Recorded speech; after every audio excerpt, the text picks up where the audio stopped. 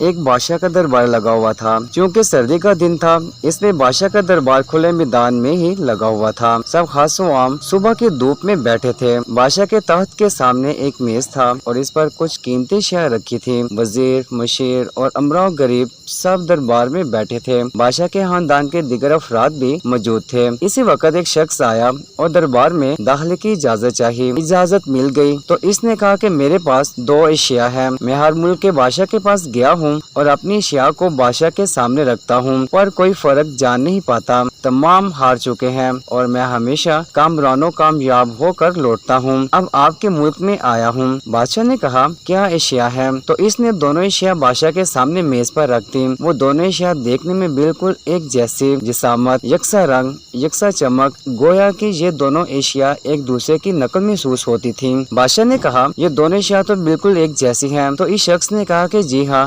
دکھائی تو ایک سی ہی دیتی ہیں لیکن ہے مختلف۔ ان میں ایک ہے بہت قیمتی ہیرا اور ایک ہے شیشہ۔ بظاہر یہ دونوں ایک سی ہیں، کوئی آج تک یہ نہیں پہچان سکا کہ کون سا ہیرا ہے اور کون سا شیشہ۔ تو جانچ کر بتائے کہ ان میں سے ہیرا کون سا ہے اور کون سا شیشہ۔ اگر کوئی صحیح پہچان گیا اور میں ہار گیا تو یہ قیمتی ہیرا آپ کا ہو جائے گا، لیکن شرط یہ ہے کہ اگر کوئی پہچان نہیں پایا تو اس ہیرے کی جو قیمت ہے اتنی رقم آپ کو مجھے بطور انعام دینا ہوگی۔ اس طرح میں کئی ممالک سے جیت کر آیا ہوں۔ بادشاہ نے کہا میں تو نہیں پہچان سکتا۔ وزیر و مشیر بولے ہم بھی جانچ نہیں سکتے کیونکہ دونوں بالکل ایک جیسے ہیں۔ سب کو گمان تھا کہ اب تو شکست ہی مقدر ہے، لیکن شکست پر انعام کا مسئلہ بھی نہیں تھا کیونکہ بادشاہ کے پاس بہت دولت تھی۔ بادشاہ کی عزت کا مسئلہ تھا کیونکہ تمام عالم میں یہ مشہور تھا کہ بادشاہ اور اس کی رائے بہت ذہین ہے اور اس طرح ان کی شبکی ہوتی کوئی شخص بھی پہچان نہیں پا رہا تھا۔ آخرکار تھوڑی سی ہلچل ہوئی، ایک نابینا شخص ہاتھ میں لاٹھی لے کر اٹھا۔ اس نے کہا مجھے بادشاہ کے پاس لے چلو، میں نے تمام باتیں سنی ہیں اور یہ بھی سنا ہے کہ کوئی پہچان نہیں پا رہا، ایک موقع مجھے بھی دے۔ ایک آدمی کے سہارے وہ بادشاہ کے پاس پہنچا۔ اس نے بادشاہ سے درخواست کی کہ ایسے تو میں پیدائشی نابینا ہوں لیکن پھر بھی مجھے ایک موقع دیا جائے جس میں میں بھی ایک بار اپنی ذہانت کو جان سکوں اور ہو سکتا ہے کہ کامیاب بھی ہو جاؤں، اور اگر کامیاب نہ بھی ہوا تو ویسے بھی آپ تو ہارے ہی ہوئے ہیں۔ بادشاہ کو محسوس ہوا کہ اسے ایک موقع